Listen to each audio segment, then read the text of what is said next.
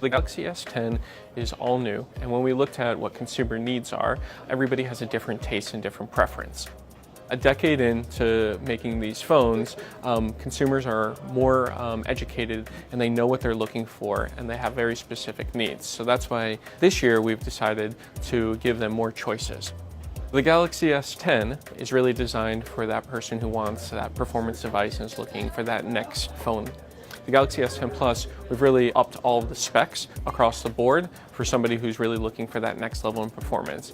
And then because we recognize that some people still want a premium device but in a compact form factor, we've developed the Galaxy S10e that still has all of the premium features that people are looking for, but just in a compact device.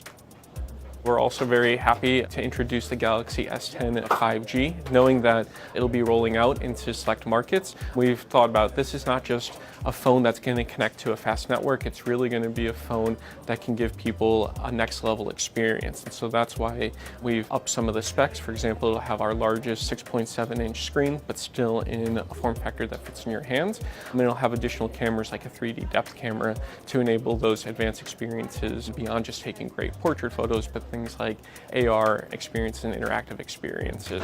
And of course, because those consumers are very demanding, it'll have one of our largest batteries at 4,500 milliamps.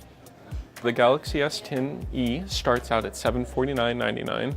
The Galaxy S10 starts out at $899.99, and the Galaxy S10 Plus will be $999.99. And those will be available for pre-order on February 21st, and then available on sale on March 8th.